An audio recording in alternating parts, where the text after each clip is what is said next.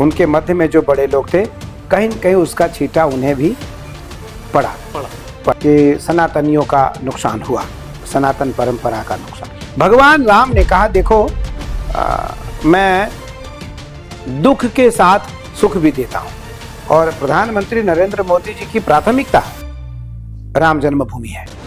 जब राम मंदिर का स्थापना हो रहा था तब भी लोग कह रहे थे अभी शिखर नहीं बना है, प्रतिष्ठा कैसे हो सकती है। प्रतिष्ठा समाप्त हुई तो प्रधानमंत्री नरेंद्र मोदी जी 3 लोगों से मिले। सबसे पहले अमिताभ बच्चन जी को उस समय कुछ चोट लगी थी हाथ में, उनसे मिले। फिर मुकेश भाई अंबानी जी से मिले। उसके बाद सीधा वो मेरे पास आए। मुझे आकर के प्रधानमंत्री नरेंद्र मोदी जी ने पहला शब्द कहा, स्वामी जी खुश हैं आप। उस समय भी टिप्पणियां हुई। उस समय मुझे नहीं लगता है कि उन लोगों में से किसी लोगों ने राम जन्मभूमि निर्माण के लिए कोई योगदान दिया, कोई अनुदान दिया। जो धर्म से अपरिचित हैं, उनका एकमात्र स्वभाव है धर्म के प्रति टिप्पणी करना, भगवान को न मानने की बात लोगों के बीच में रखना। पूज्य निरंजन पीठाधीश्वर आचार्य महामंडलेश्वर श्री श्री 1008 स्वामी श्री कैलाशानंद गिरी महाराज जी, मैं बहुत बहुत स्वागत अभिनंदन आपका कर रहा हूं कि ये जो कुछ हुआ है ये अच्छा है बुरा है, आस्था डगमगाएगी, आस्था बनी रहेगी, देश तो पहुंची है। आप क्या कहेंगे? निसंदेह आपका कहने का आशय बिल्कुल कतिपय सत्य है कि सनातनियों का नुकसान हुआ, सनातन परंपरा का नुकसान हुआ। भगवान राम ने कहा, देखो मैं दुख के साथ सुख भी देता हूं। अगर हमारे मंदिर में हमारे सामने बैठ करके कुछ जनों ने चोरी किया, कुछ जनों ने कुछ पैसे उठाए लोभ के कारण, लोभ के लालच के कारण, तो निसंदेह इससे मैं सनातनियों को सचेत कर दूंगा कि भविष्य में मठों में, मंदिरों में, मेरे गर्भगृह में चोरी ना हो। राम जन्मभूमि प्रकरण में क्योंकि निहित प्रधानमंत्री नरेंद्र मोदी हैं, और प्रधानमंत्री नरेंद्र मोदी जी की प्राथमिकता राम जन्मभूमि है जी, राम जन्मभूमि है। प्रधानमंत्री नरेंद्र मोदी जी का लक्ष्य राम जन्मभूमि था, नहीं तो हम तो 500 सालों से सनातनी लड़ रहे थे जी, 500 वर्षों से ऊपर हम लड़ रहे थे। हमने कभी राम जन्मभूमि का निर्णय नहीं ला पाया। प्रधानमंत्री नरेंद्र मोदी और देश के यशस्वी गृह मंत्री अमित शाह, इन दोनों के कारण राम जन्मभूमि का निर्णय सनातनियों के बीच में कोर्ट से आया। आज प्रधानमंत्री जी जितनी ग्लानि हिंदुस्तान के, दुनिया के सनातनियों को है, उससे 1 लाख अधिक ग्लानि, 1,00,000% अधिक ग्लानि प्रधानमंत्री जी नरेंद्र मोदी जी को होगा। लेकिन वो व्यक्त नहीं कर पा रहे हैं, कार्रवाई कर रहे हैं।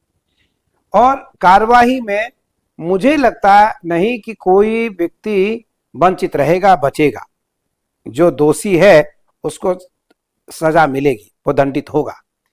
योगी आदित्यनाथ जी उत्तर प्रदेश के मुख्यमंत्री हैं। उनके वैराग्य को, उनकी विरक्त भाव को, उनके लोभता को लगभग सभी लोग जानते हैं, सब परिचित हैं। तो उन दोनों के देख रेख में हम आश्वस्त भी हैं कि वो दोषी बख्शा नहीं जाएगा।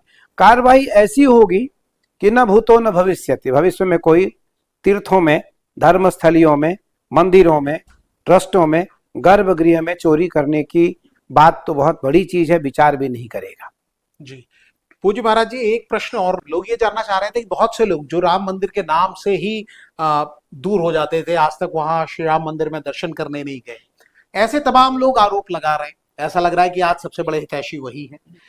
दूसरी बात, आम लोग जो व्यथित हुए हैं, जैसा आपने भी माना कि लोगों को, क्योंकि आपके पास तो ज्यादा लोग आते हैं, सीधी बात कहते होंगे, उन लोगों को आपका क्या संदेश है? क्योंकि कई लोग इस बीच में मैं देख रहा हूं ऐसे भी आ गए हैं जो निर्दोषों पर भी उंगलियां उठा रहे हैं।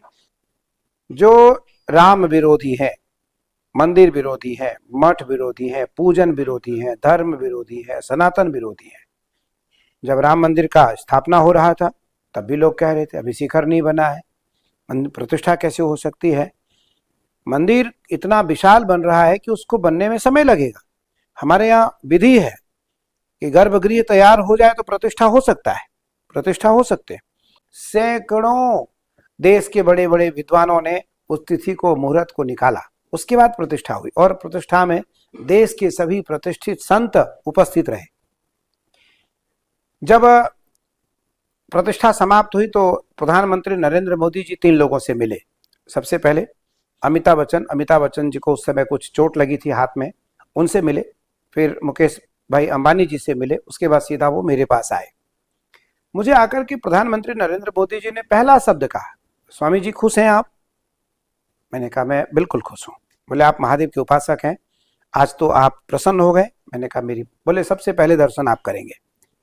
मैंने कहा नहीं, हम साथ में दर्शन करेंगे। पूज्य स्वामी रामदेव जी और अच्युतानंद मुनि जी महाराज, मुरारी बापू जी, श्री श्री रविशंकर, पूज्य स्वामी अवधेशानंद गिरी जी महाराज, हमने कहा हम 7 लोग एक साथ दर्शन करेंगे। खैर उन्होंने अपने एसपीजी चीफ को लगाया कि अब 7 को ले जाकर के दर्शन कराओगे। मुझे लगता है उस समय भी तो टिप्पणियां हुई, उस समय भी टिप्पणियां हुई। उस समय मुझे नहीं लगता है कि उन लोगों में से किसी लोगों ने राम जन्मभूमि निर्माण के लिए कोई योगदान दिया, कोई अनुदान दिया। भैया आप पैसे ना दो, आप वाणी से तो समर्थन करो। हम कह रहे हैं प्रधानमंत्री जी का समर्थन न करो, बीजेपी का समर्थन न करो। राम जन्मभूमि बीजेपी का नहीं है, राम जन्मभूमि सनातनियों का है, राम जन्मभूमि सनातनियों का है। और विश्व हिंदू परिषद और संघ संतों के साथ मिलकर के सैकड़ों वर्षों से राम जन्मभूमि के लिए संत, संघ और विश्व हिंदू परिषद लड़ रहा था, मर रहा था। मुझे लगता है कि ना कभी प्रधानमंत्री नरेंद्र मोदी जी को राम जन्मभूमि तीर्थ क्षेत्र का अध्यक्ष बनना है, ना कभी गृह मंत्री अमित शाह जी को उसका अध्यक्ष बनना है। उसका जब भी कोई अध्यक्ष होगा वो विश्व हिंदू परिषद से, संघ से और संत समाज से होगा। 3 लोग होंगे। मेरा मानना है कि जो धर्म को नहीं मानते, जो धर्म से अपरिचित हैं, उनका एकमात्र स्वभाव है धर्म के प्रति टिप्पणी करना, भगवान को न मानने की बात लोगों के बीच में रखना। और